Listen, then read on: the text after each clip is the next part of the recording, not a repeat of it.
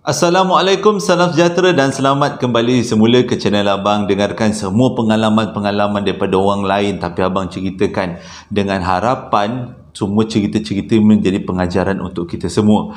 Jadi sebelum Abang lanjut kepada cerita, Abang nak buat sedikit promosi. Adalah seorang kawan lah, bukan kawan lah sebenarnya, penonton Abang juga. Dia minta Abang perkenalkan produk yang dia buat, iaitu, minta maaf lah Abang tak ready kan. Ada ada gambar kambing kan, comel dia. Nama krim ni adalah krim Ruqyah, kalau tak silap Abang. Krim panas Ruqyah daripada susu kambing. Dalam krim ni katanya telah diisikan dengan ayat-ayat Ruqyah. Kalau orang yang bukan Islam, penonton Abang yang bukan Islam, Abang nak beritahu Ruqyah ni sebenarnya adalah sudah diletakkan dengan ayat-ayat as-suci Al-Quran. Jadi dengan kata lain, sudah didoa-doakan. Jadi krim ni sebenarnya krim panas daripada susu kambing yang bagus untuk tapak kaki, untuk yang susah tidur, untuk yang, sebab krim ni adalah krim panas untuk lutut sakit, sakit lutut, untuk lega-legakan otot, macam itulah. Dia minta Abang perkenalkan krim ni dekat dalam channel YouTube Abang. Abang tak ambil apa-apa bayaran pun, jangan risau. Abang tak ambil apa-apa bayaran. Ini bukan paid review, tapi Abang saja perkenalkan sebab Abang rasa satu krim, Abang tak pernah jumpa krim kambing, krim susu kambing, bukan krim kambing, krim susu kambing yang panas, yang telah diruqyahkan. Baguslah dari doakan. Dan Abang tak pernah jumpa juga. Sebenarnya yang telefon Abang ni adalah seorang yang kelainan upaya, dia tak nampak. Jadi kami berhubung menggunakan WhatsApp, suara WhatsApp, voicemail, menggunakan voicemail dekat WhatsApp. Jadi diminta Abang iklankan, Abang pun insyaAllah lah Abang iklankan. Jadi siapa-siapa yang nak beli krim Ruqyah susu kambing, bagus untuk lutut-lutut sakit ataupun untuk otot-otot yang tegang, boleh kontak, klik pada link Shopee yang Abang sediakan dekat ruangan information dekat bawah. Okey, itu je. Jadi hari ni Abang nak perkenalkan, hari ni Abang nak menceritakan dua kisah. Cuma kisah, kedua-dua kisah ni memang gabungan yang meletup. Memang best cerita kali ni. Abang masa mula-mula dapat pun, satu dapat melalui email, satu lagi dapat melalui panggilan telefon. Dua-duanya sap-sap-soi. Jom kita dengarkan cerita yang pertama. Cerita yang pertama disampaikan oleh seorang budak lelaki pada Abang, berlaku pada tahun 2002 dekat Seri Iskandar, Perak. Abang beritahu siap-siap sebab Abang ni jenis yang tak ingat tempat. Cerita dia macam ni. Pada tahun 2002, waktu tu Azali tak beritahu dia umur berapa, tapi kalau tengok daripada cerita, daripada susunan cerita, rasanya waktu tu dia masih sekolah menengah. Dia ada beberapa orang adik-beradik, tapi kebanyakan adik-beradik dia perempuan, dan Azali ni boleh dikatakan antara lelaki lah yang dalam keluarga dia ni. Mak dia buka kedai makan, bapa dia bekerja pejabat. Jadi dekat dalam adik-beradik dia ni, ada Kak Long, ada Kak Ngah, semua ni ada Kak Ngahnya. Kak Ngah dia iaitu kakak dia yang nombor 2, pada waktu tu bercinta dengan seorang budak lelaki. Tapi budak lelaki ni memang satu keluarga tak berkenan. Sebabnya budak lelaki ni berpura-pura alim. Memang nampak macam alim tapi sebenarnya tak alim. Pakai kopiah, pakai serban, berjubah, perwatakan hangguk-hangguk, sentiasa bawa tasbih. Kalau tasbih tak dipegang kat tangan, dia gantung kat leher dia. Nak nunjukkan dia alim lah kan. Serban tak cukup seinci, 4 inci serbannya. Semata-mata dia pakai macam tu nak impress. Kalau orang putih kata impress, kalau orang Melayu kata nak biarkan keluarga pihak perempuan mengkagum-kagum pada dia, terkagum-kagum dengan dia. Jadi dia bertindak macam tu punya alim. Kalau azan aja bunyi je azan, dia terus semayang. Tapi mengikut kata Azali, yang peliknya bila azan bunyi dia tak semayang kat masjid, dia semayang dekat rumah kakak, rumah dia lah kan, kat rumah girlfriend dia, iaitu Kak Ngah dia punya rumah. Dah lah rumah tu kebanyakannya perempuan, lepas tu duk menggatal-gatal pula semayang dekat situ. Waktu tu Azali kata dia panas, dia tengok pakwa kepada kakak dia ni, boyfriend kakak dia ni. Dia tahu boyfriend kakak dia ni memang banyak berpura-pura daripada bercakap benar, dia kata. Tapi semuanya terbongkar bila satu hari diorang naik kereta, boyfriend kakak dia, Azali, dan ada seorang lagi kakak Azali. 4 orang satu kereta. Tengah-tengah bawa kereta tu, sambil-sambil tu, yang si boyfriend ni tadi berzikir-zikir, menasyid-nasyid, kasidah-kasidah. Bila kakak nak buka radio, jangan buka radio, syaitan semua, dia kata. Kita zikir-zikir. Okay. Nak jadi cerita ke Allah, nak tunjukkan kebenaran kan? Tiba-tiba melintaslah beberapa ekor khinzir, atau dalam bahasa kasar dia, babi lah kan. Jadi babi tu, khinzir tu melintas. Bila khinzir tu melintas, hampir-hampir si Pak Awa kakak dia ni nak langgar babi tu. Sebab dia yang drive waktu tu, yang memandu waktu tu. Bila dia nak langgar babi tu, sempat pula dia break. Dan waktu tu hilang zikir, hilang Allahu Akbar, Subhanallah, semua hilang. Keluar nama babi, keluar nama semua segala carut marutan, semua keluar daripada mulut boyfriend kakak dia tu. Dah hilang serban jubah, tasbih, tak ada dah. Semua carut, anak haram, anak halal, semua ada. Jadi si Azali ni dengan kakak seorang lagi yang kat belakang, duduk belakang ni, tercengang-cengang. Tadi tengok kau main lagi berkasidah, berselawat, tiba-tiba terserempak dengan babi. Habis dia makinya babi dengan nama babi tu juga. Maki babi dengan nama babi. Macam tu dah lebih kurang kan. Jadi dia kata, Azali cakap dia dah hilang kepercayaan kepada boyfriend kakak dia ni. Dengan kata lain, memang betul lah sangkaan dia, boyfriend kakak dia tu bukanlah alim seperti yang disangka-sangka. Itu semua topeng je. Jadi selepas peristiwa tu, selang beberapa minggu, akhirnya kakak dia putus dengan boyfriend tu. Sebab kakak dia pun boleh rasa yang boyfriend dia tu bukanlah alim yang sebenar, tapi alim dia buat-buat. Okey, lepas dah putus tak apalah, semuanya kehidupan berjalan lancar. Selang 2-3 minggu, kakak dia, jodohnya lah kan, kakak dia bercinta pula dengan seorang lelaki. Kata lain, jumpa pengganti lah. Kakak dia berjumpa pengganti, boyfriend baru. Nama boyfriend dia yang baru adalah, abang letak nama Imran lah, nama pensyarah abang. Nama Imran, sorry Dr. Imran. Jadi abang letaklah nama Imran. Jadi dia berjumpalah dengan seorang lelaki namanya Imran. Tapi kali ni, kata Azali, ikut kata Azali, dia punya perwatakan Pak Awa kakak dia kali ni memang betul-betul alim, betul-betul berjubah, betul-betul berkopiah, dan betul-betul berselawat. Kalau ada apa-apa masalah, sentiasa berselawat, Allahumma salli ala sayyidina Muhammad. Memang menunjukkan ciri-ciri lelaki idaman. Okey, tapi inilah bermulanya kisah kelam keluarga ni. Sejak daripada berkenalan dengan Imran, kakak dia ni selalu sangat demam. Selalu badan sakit-sakit, demam, rasa macam tak bermaya. Bila tengok selak kat kaki, selak kat tangan, ada kesan-kesan lebam yang tak tahu datang daripada mana. Mula-mula diorang sekeluarga ingat benda ni main-main aja, ataupun benda ni disebabkan penyakit ke, kurang tidur ke, rehat tak cukup. Tapi semuanya berubah pada satu petang, sewaktu kakak dia mandi dekat bilik air. Dan boleh dikatakan, kalau ikut daripada cerita, bilik air itu terletak dekat dengan ruang menonton televisyen. Waktu diorang semua tengah menonton, si kakak ni tengah mandi.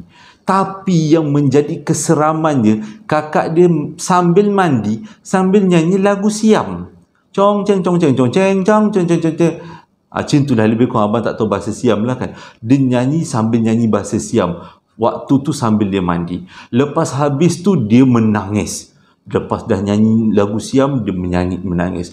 Dan yang lebih seram lagi, lepas menangis, dia berteriak nama boyfriend dia yang pertama, yang alim palsu tadi tu. Katakanlah nama Ali lah kan. Ali, jangan tinggal aku Ali. Maafkan aku Ali, aku sayang kau Ali. Menangis-nangis dalam bilik air macam tu. Yang si adik-beradik lain yang duduk depan TV yang dekat dengan bilik air tercengang-cengang. Dah kenapa kakak dia macam ni pula? Jadi salah seorang daripada adik-beradik dia, orang yang perempuan, ketuklah pintu bilik air tu. Kak Ngah kau okey ke tak tu? Kenapa nyanyi lagu Siam? Kenapa sebut nama si Ali tu pula? Kak Ngah punya boyfriend kan orang lain. Oh, menangis-nangislah kakak dia. Macam dah tak tentu harah nak terbalik dunia. Rasa dah dia punya menangis itu bukan menangis sikit-sikit, menjerit-jerit sampai tegang-tegang dia kata. Jadi cepat-cepatlah si adik-beradik lain ni gendang-gendang pintu. Akhirnya kakak tu keluar. Bila akak tu keluar dalam keadaan yang basah, kakak tu punya mata bengkak, menangis-nangis sambil tu cakap bahasa-bahasa yang pelik-pelik. Bahasa dia kata, aku benci Imran, aku benci Imran, halaukan dia daripada hidup aku tak nak jumpa dia lagi. Adik-beradik dia pelik, tak ada hujung pangkal, tak ada gaduh, tak ada ribut apa, tiba-tiba kakak dia maki-maki si Imran tu. Padahal sebelum tu kakak dia memang sayang dengan si Imran. Tapi terbalik, waktu kakak dia keluar pada belah air tu, dia marahkan si Imran, tapi dia sayangkan si Ali, bekas pakwa dia tu. Aku nak jumpa dengan Ali, aku sayang dia. Jadi si adik-beradik ni dah huru-hara telefonlah mak dia yang ada dekat kedai dan bapak dia yang ada dekat pejabat. Gegas-gegas ada orang tua tu, dua orang balik rumah. Kat Seri Iskandar cerita ni. Jadi gegas-gegas balik rumah, bila tengok kakak dia dah tak sedar, bawalah kakak dia ni pergi berubat dengan seorang ustaz, kalau tak silap abang nama dia sama ada Muhsin Mukhlis, lebih kurang lain nanti abang beritahu di hujung cerita nama ustaz tu. Bawalah pergi berjumpa dengan ustaz tu, sebab ustaz tu memang terkenal boleh mengubat-ubat orang dekat kawasan Seri Iskandar. Bila dah ubat-ubat, ustaz dah ubat-ubat, akhirnya kakak dia reda. Okeylah, bawalah balik kakak dia. Tapi sejak daripada tu kakak dia dah tak boleh kerja. Kakak dia kebanyakan masa habiskan masa dekat bilik. Lepas tu kakak dia dah kurang makan. Dan pada satu hari, waktu tu mak bapak dia tak ada dekat rumah sebab masing-masing kerja. Lepas tu yang tinggal kat rumah adalah Azali dan beberapa orang adik perempuan yang lain. Jadi pada waktu tu kata Azali adalah pada waktu petang. Waktu tu Azali duduk dalam bilik. Bilik dia bersebelahan bilik Kak Ngah dia, iaitu kakak dia yang dah kena kerasukan tadi kan. Waktu tu kata Azali dia tengah pasang earphone sambil tengok laptop rancangan Running Man, rancangan Korea yang terkenal tu. Tapi waktu rancangan tu kan banyak gelak-gelak, banyak-banyak orang huru-hara. Tiba-tiba dia dengar satu suara yang nyaring kuat gila. Sampaikan dia rasa ini bukan daripada rancangan Running Man, ini daripada rancangan luar daripada Running Man. Jadi dia buka lah earphone. Bila dia buka earphone, dia rasa macam nak pasang earphone balik, sebab waktu tu dia dengar seorang perempuan menjerit, mengilai-ngilai suara. Menjerit-jerit, mengilai-ngilai, pada masa yang sama mengikik-ngikik gelak, kejap-kejap menangis pula, tapi sambung mengilai. Dia tahu suara tu datang daripada Kak Ngah dia yang ada dekat bilik sebelah. Cepat-cepat dia keluar daripada bilik, dia rempuh bilik Kak Ngah dia. Dan korang tahu apa yang dia nampak? Kak Ngah dia berdiri dekat atas bucu katil. Katil tu memang bucu dia sangat cupul. Abang tak tahu dalam bahasa lain, maksudnya orang tak boleh berdirilah atas tu. Tapi Kak Ngah dia boleh berdiri atas bucu katil sambil kakak dia menjerit-jerit, mengilai-ngilai. Bila dah tergamam nampak macam tu, cepat-cepat Azali tutup balik pintu kakak dia dan pergi cari telefon mak ayah dia ni dalam keadaan yang menggigil-gigil cerita ni. Kak Ngah ni mak, Kak Ngah dah jadi kuntilanak. Tak disebut. Saya baik bulan Ramadan. Kak Ngah dah jadi makcik rockers mak, balik mak. Telefon ke ayah dia. Gegas-gegas orang tua tu dua balik. Bila dah balik rumah, tengok Kak Ngah dah huru-hara. Bila dah huru-hara, cepat-cepatlah mak bapak dia ni pakaikan tudung, siapkan Kak Ngah, bawalah pergi berubat dekat ustaz yang abang cerita tadi. Namanya ialah Ustaz Mukrish. Nanti kalau abang salah nama tadi, nanti betulkan lagi. Mukrish nama dia, bukan Moksid. Okey, bawalah pergi jumpa ustaz. Waktu inilah baru ustaz jelaskan kakak Kak Ngah kepada Azali ni sebenarnya telah terkena buatan orang, dan orang yang buat dia adalah bekas kawan dia. Tapi ustaz tu tak tahu siapa. Tapi berdasarkan interaksi ustaz tu dengan makhluk yang mengganggu si kakak ni, tahulah makhluk tu dihantar oleh bekas kawan kepada kakak dia ni. Jadi bila dengar macam tu, tahulah semua ahli keluarga tahu, termasuk Azali, yang hantar benda ni adalah bekas boyfriend kakak dia yang namanya Ali. Jadi nak jadi cerita, bila balik ke rumah tu, keluarganya berbincang nak buat macam mana. Jadi kakak ni dalam keadaan yang lemah lesu dan tak tahu nak buat apa lagi, tiba-tiba muncul satu idea. Apa kata kita adakan pertunangan sama dengan di antara kakak dia dengan si Imran, pakwa baru kakak dia tu. Jadi mungkin itu adalah salah satu cara untuk membatalkan sihir tu ataupun mengelakkan daripada gangguan. Jadi pihak mak bapak dia ni, mak bapak Azali ni pun tanyalah dengan keluarga Imran, adakah boleh dilangsungkan majlis pertunangan. Tapi keluarga Imran memang sangat sangat baguslah dia kata. Jadi majlis pertunangan tu pun diteruskan. Selang seminggu je selepas tu majlis pertunangan telah dibuat secara besar-besaran untuk meraihkan kakak dia dengan Imran bertunang.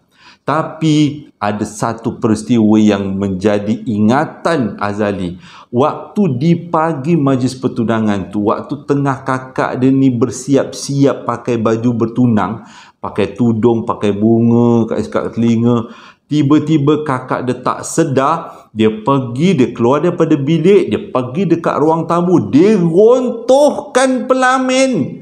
Habis pelamin yang dia dah bayar 1,000 kalau tak silap harga pelamin waktu tu, rontoh pelamin tu, tercabut bunga, tercabut langsir dia, dia punya tabir tu semua habis, lampu lep-lap semua apa terbelit kat leher semua.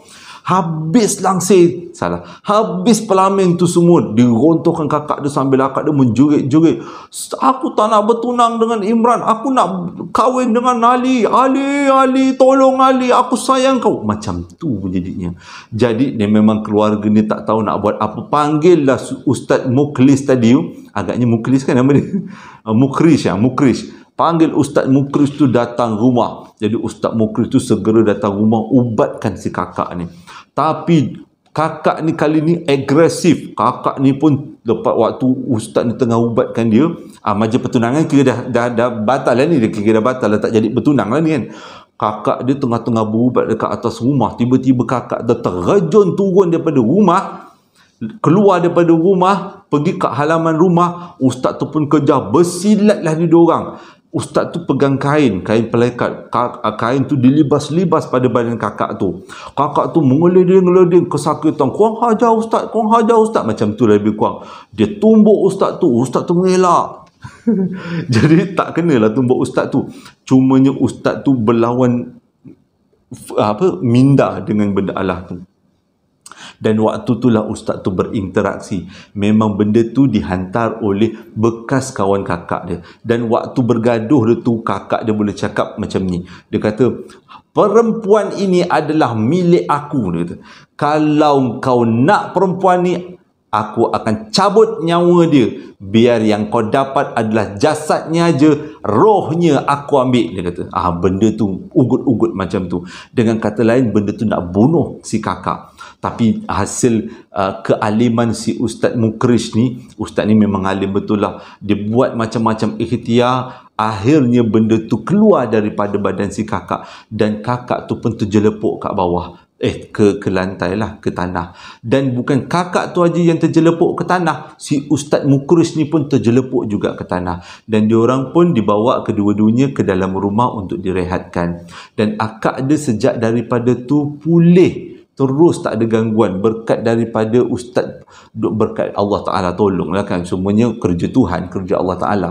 Tapi si Ustaz ni berjaya keluarkan.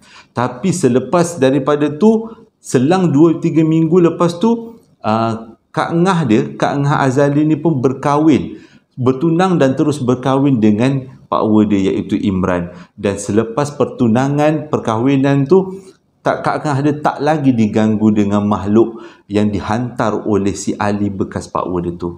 Apa terjadi dengan Ustaz? Selepas dia ubati si kakak, Ustaz tu demam seminggu. Dan tak lama lepas tu, Ustaz tu meninggal dunia. Jadi itulah penamat kepada cerita yang pertama.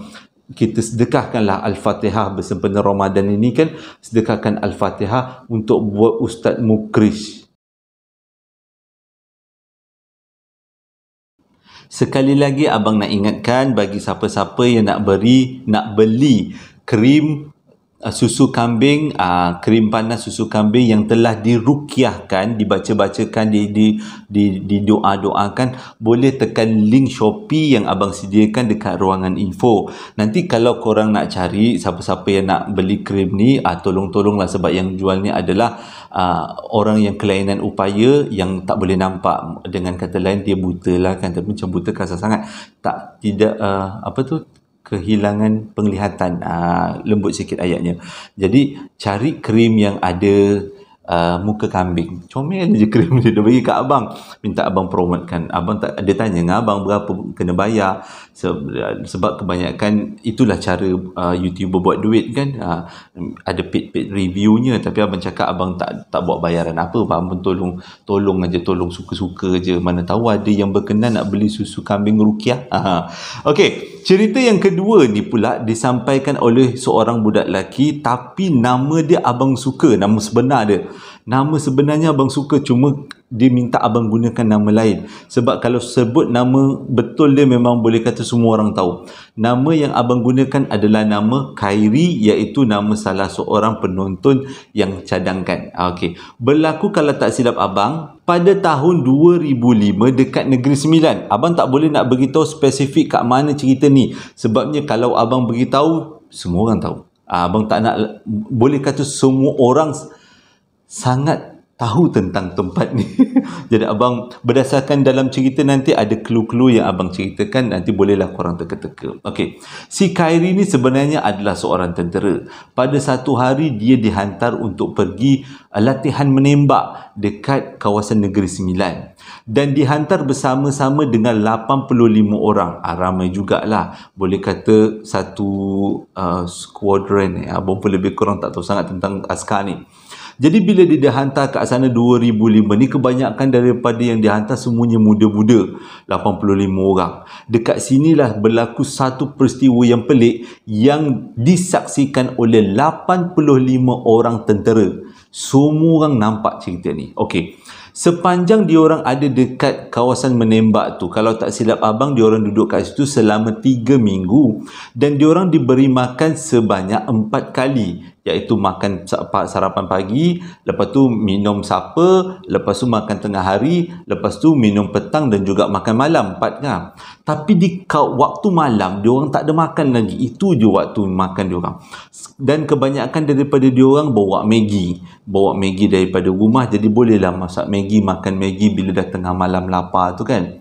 Tapi memang menjadi rutin bila diorang ada dekat kawasan menembak tu, lebih kurang dalam hutan jugalah kan, akan ada satu lori yang memang diupah oleh pihak tentera untuk masuk ke dalam, ke kawasan tempat menembak tu. Sebabnya lori ni akan menjual snack-snack, jajan-jajan, termasuk Maggi cup, termasuk Maggi biasa, yang roti-roti yang askar-askar ni, tentera-tentera ni boleh beli untuk jadi alas perut tengah malam. Okey, tapi hanya satu sahaja lori yang boleh masuk, lori jualan yang boleh masuk, dan lori itu adalah lori yang berdaftar dengan pihak tentera.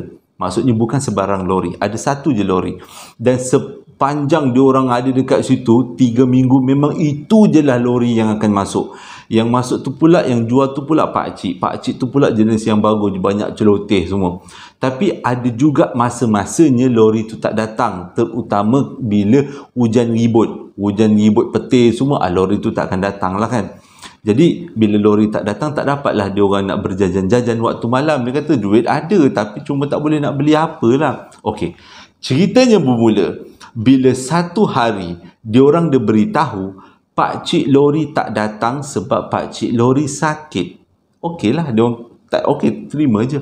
Malam tu mengikut kata guide, tak akan ada lori masuk. Tiba-tiba lebih kurang pukul 1 pagi, ada satu lori masuk ke kawasan menembak. Dan lori tu punya cahaya lampu sangat suram dan malap-malap. Dan bila lori tu masuk, ke-85 orang pun terkejut. Kata tak ada lori. Kenapa pula ada lori jualan-jualan masuk? Tak apalah. Dah alang-alang, mungkinlah pakcik tu dah sihat daripada demam dia. Bolehlah kita pergi. Bolehlah dia datang jual dengan kita. Jadi diorang pun serbulah ramai-ramai 85 orang kat lori tu. Tapi bila diorang sampai tengok lori jualan tu, diorang pelik. Tak pernah tengok van macam ni. Lori macam ni, lori jualan. Sebab lori jualan tu memang pelik. Tak, dia kata macam zaman dulu sangat. Dia kata lori-lori dalam cerita P. Ramlee je, lori-lori yang datang pada malam tu. Pelik dia kata. Tapi tak apalah, okeylah. Lepas tu tengok pakcik jualan pula. First lori dah lori lama. Tengok-tengok pakcik jualan tu pun pelik juga. Dia pakai baju lama, pakai seluar lama, seluar jenis seluar slack tapi yang besar, macam bell bottom, abang lebih kurang lah, yang besar pun seluar, pakai kemeja lama, sikat rambut ala-ala orang lama. Dia pun pelik juga. Kebanyakan budak-budak tu pelik. Ini lori betul ke lori hantu ni ke? Tapi bila borak dengan pakcik tu bila kita tanya sepatah dia jawab, pakcik ni berapa ringgit? RM2. Pakcik sihat? Sihat. Itu je dia jawab. Tak ada dia nak meleweh-leweh macam pakcik-pakcik yang sebelum ni, macam pakcik yang jualan sebelum ni. Jadi diorang pun belilah apa yang patut, diorang pun pakailah duit diorang untuk beli jajan-jajan malam tu. Jadi makanlah diorang jajan-jajan. Bila dah habis budak-budak tu beli, tentera-tentera beli, pakcik lori tu pun keluarlah daripada kawasan tu.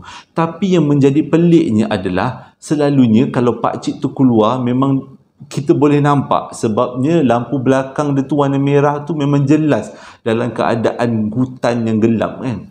Tapi selang 2-3 minit pakcik tu punya lori hilang, tak tahu ke mana. Nampak macam tenggelam di dalam kegelapan malam, kegelapan hutan. Jadi okeylah, tak apalah, mungkin pakcik tu bawa laju meluncur hilang terus pergi ke guard kan. Diorang pun makan-makan lah sambil borak-borak malam tu, ngak-ngak, habis semua makanan, tak ada tinggal apa pun, tak ada ditinggalkan. Kulit kuaci pun habis. Buanglah maksudnya kan, bukannya dimakan kulit kuaci tu. Habis, semuanya habis lecen, alhamdulillah. Dan esoknya diorang semua tanya dengan guard, pakcik yang malam tadi tu daripada mana? Sebab lorinya pelik. Guard boleh cakap apa? Mana ada orang masuk semalam? Semalam tak ada lori yang masuk. Kan kami dah beritahu pakcik lori yang buat jualan tu memang tak masuk sebab dia tak sihat. Jadi tak ada siapalah masuk. Diorang ingat, si Khairul ingat Pak Gad tu ataupun Gad tu menipu. Dia pergi tanya Gad lain, dia pergi tanya Gad lain. Semua pun bagi pandangan yang sama. Lepas tu tak puas hati, malam seterusnya pakcik tu datang, tanya dengan pakcik tu. Pakcik tu cakap apa? Mana boleh orang lain masuk? Saya je yang dibenarkan untuk masuk. Itu pun dalam waktu-waktu tertentu. Tak boleh berlama-lama sangat. Sengaja masuk untuk bagi, ialah kegembiraan pada tentera waktu tengah malam lah kan. Dia bukan sebarang orang dia boleh masuk. Mana ada orang lain? Lepas tu cakaplah pakcik ni begini-begini, pak lori ni. Sampai pakcik lori tu cakap, jangan-jangan yang datang malam tadi tu lori daripada alam sebelah kot. Korang makan, korang tengok tak apa yang korang makan? Korang makan cacing agaknya. Dah telan. Alhamdulillah, kenyang dah pun. Ada tak bekas-bekas sisa-sisa makanan? Tak ada. Sisa-sisa semua hilang. Habis kita orang licenkan malam tadi. Jadi tak ada buktinya nak menunjukkan pakcik yang datang malam sebelum tu adalah pakcik jualan daripada alam sebelah. Tapi cerita ni menjadi saksi keseluruhan askar tentera yang ada pada waktu tu tahun 2005 di Negeri Sembilan. Abang tak boleh nak beritahu di kawasan mana. Jadi Khairul cerita kat abang, tanya je dengan askar yang mana-mana yang terjadi yang ada pada malam tu, semua bagi saksi yang sama. Diorang berjumpa dengan pakcik jualan daripada alam sebelah.